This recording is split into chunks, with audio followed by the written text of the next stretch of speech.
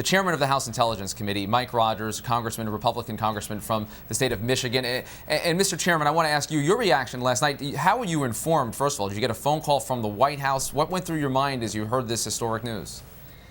Well, they briefed me the first week that I assumed the role as chairman about what we had and what we knew about the compound and what the possibilities were that it might be Osama bin Laden. So we've been tracking this with the CIA and the administration since early January.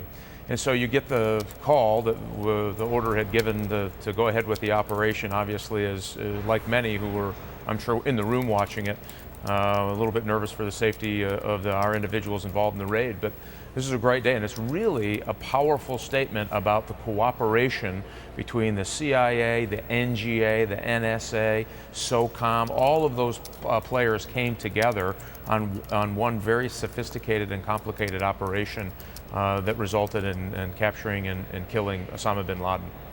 To be clear, you were told in January about the potential for this. When did you first learn about this particular mission? Was it only after the fact, or were you kept apprised along the way? All along the way. We've been very briefed along the way on this. There was, and that allowed us to weigh in on the debate about what we thought was the important way to go about it. There were different plans, as you might imagine, for something like this, on how to go about this particular raid. And so there was lots of discussion leading up to it. Are we sure it's him? And B, if it is, what are our options? What is the best option for the United States to go in and make sure that he's brought to justice? So all of that was talked about over the last few months. Well, Mr. Chairman, since almost the time you were elected to Congress, the specter of Osama bin Laden has been part of your reality. Can you tell us a little bit about the emotion of this when you did get that call that said, this is it, Osama bin Laden's been killed? What kind of emotions were going through your head? Well, I mean, it's just a powerful moment. I mean, this is really the proof that the United States doesn't forget, the United States won't give up, and that if you're involved in slaughtering 1 or 2 or 3,000 of our citizens, we will be relentless until we find you and bring you to justice. So all of the hours and all of the poring over details, all of the budgeting, all of the things that we argue about sometimes gets washed away in the moment that you know that all of this effort on behalf of the United States came together to get the #1 bad guy in the world. It's a powerful moment for anybody. Mr. Chairman, you watched this very closely, obviously, as the head of the Intelligence Committee. To what degree do you credit the policy specifically of this administration? They've been criticized quite a bit by members of your party for losing sight of the goals in the war on terror and national security matters. What specifically about their approach do you think helped deliver what happened over the weekend? Listen, I give the administration credit on making the decision to actually go and act on what was a good piece of intelligence. And remember, this started almost 4 years ago, putting this very complicated puzzle together. And the first real bit of information, as I said, was about 4 years ago. And from there, they just kept piecing it together. The intelligence community, kept piecing it and getting closer and getting closer and getting closer until last year there was the identification of this particular compound. But it took courage for the administration to stand up and say, I'm going to act on everything that we have to secure Osama bin Laden. So I give him credit for that. There are other things I'm sure we'll debate about, but this was I think a quintessential operation of the government coming together. I mean, all the things we talked about after 9/11. Are we playing well together in the intelligence business? Today, I think that answer is clearly yes. Was the administration willing to send and initiate this raid? Absolutely. All of those things are positive outcomes, and it shows the kind of faith I think that people are turning to our intelligence community who really made this happen. Mr. Chairman, I want to look at something you said in a statement after you learned this news. You said, we won't stop until al-Qaeda has been eliminated. What does this mean for American foreign policy going forward, specifically in a place like Afghanistan? Well, listen, first of all, cooperation with those foreign governments is absolutely critical. The fact that al-Qaeda has killed more Muslims than anyone else since it's been around is something that we're trying to impart with our Muslim and Arab and foreign national friends who have been helping in putting all the pieces together about where we find al-Qaeda. And it means that in places like Afghanistan and Yemen and other places where we find them, where they finance, where they train, where they recruit, where they plan operations, We have to be able to reach in and touch someone. And I think what you saw yesterday was the ability, through all of these investments, through all of the years of trying to get this right, clearly demonstrated that. That will help us when we talk about what happens next in Afghanistan. That will help us when we're dealing with individuals in Yemen about the sheer threat and danger of al-Qaeda wherever we find them. Mr. Chairman, a quick question. We're going to hear from the President in a moment, and we're going to ask you to stick around afterward as well. But are we safer today as a result of Osama bin Laden being eliminated? Well, I think, he was the titular head, if you will, of al-Qaeda, and he was the inspirational leader. And so when he would come out with videos and other things, he still had lots of cachet in the movement of al-Qaeda. So clearly, I think this helps our cause and all of the cause of every nation in the world that wants peace and prosperity without fear of terrorism activity. So yes, I do think that this moves us one step closer to being safer. But remember, somebody is already there to fill his place. Mr. Zawahiri is right there and ready to step in as the number one. He'll probably do that pretty quickly. I'm sure they'll want to have some kind of communication pretty quickly to say that we're not, he may be gone, but we still rally around the cause. But every time we can disrupt the planners, the operators, and the inspirational leaders, it means it's more difficult for them to do what they want. Yes? Mr. Chairman, I want to interrupt you for a second. We're about to hear from the President of the United States. We'll talk to you about it as soon as we're done hearing these comments. Thanks for sticking around. Thanks. He's the President of the United States on his way out to the podium. We saw this extraordinary moment last night. Amy, I've never personally seen anything like it. Usually on a Sunday night, there's no news, there's no likelihood of news. Most reporters have gone home. And what happened last night, the President realized he needed to make a statement on this, and he gathered the assembled media, and he came out pretty close to midnight. And here we are again, East Room. This is a Medal of Honor ceremony. The President of the United States and Mrs. Michelle Obama.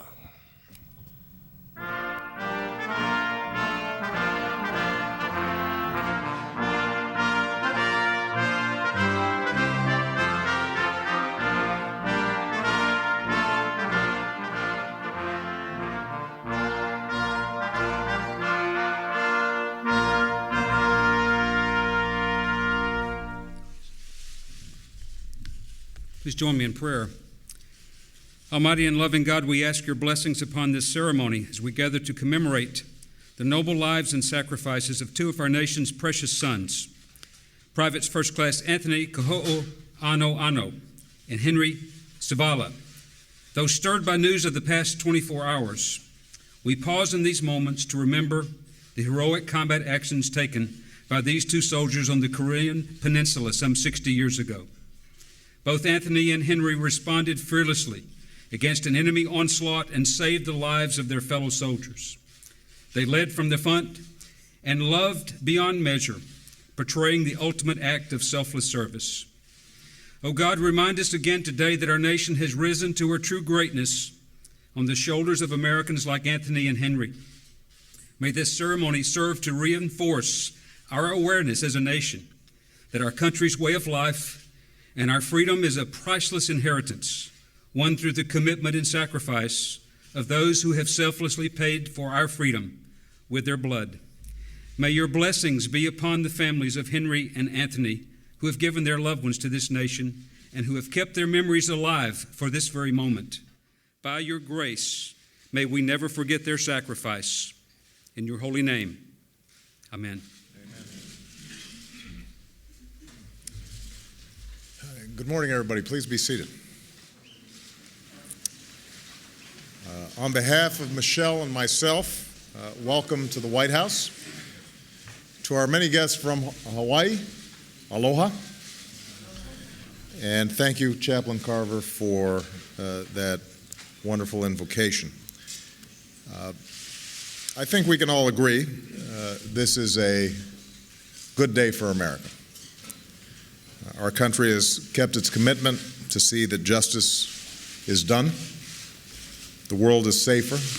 It is a better place because of the death of Osama bin Laden. Today, we are reminded that as a nation, there's nothing we can't do.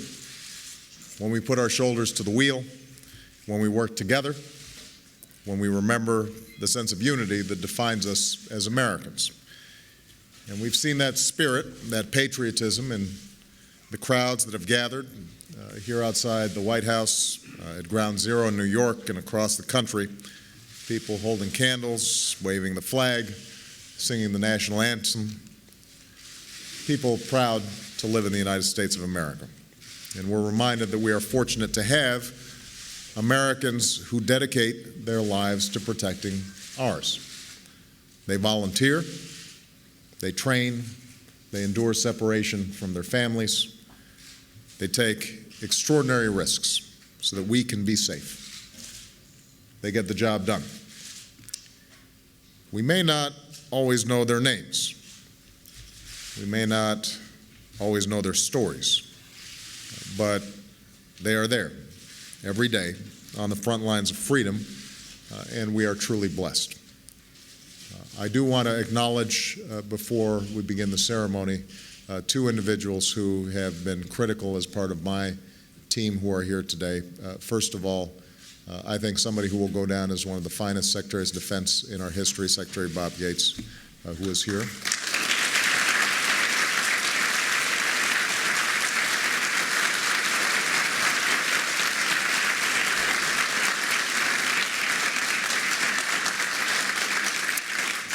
And sitting beside him, someone who served with incredible valor on behalf of this country and is now somebody who I think will go down as one of the greatest Secretaries of Veterans Affairs in our history, Eric Shinseki.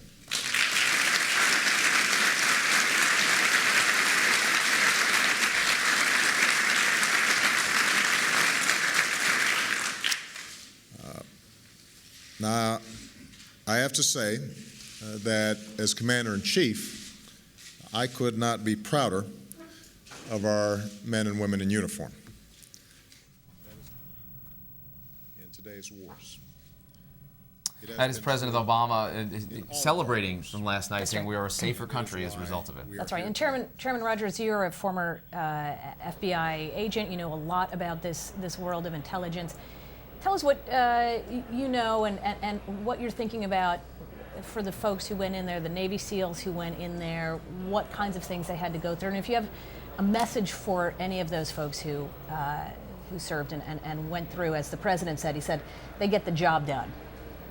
Oh, absolutely. You know, we have some of the finest soldiers and sailors and Marines and airmen and women in the world. We actually have the finest in the world.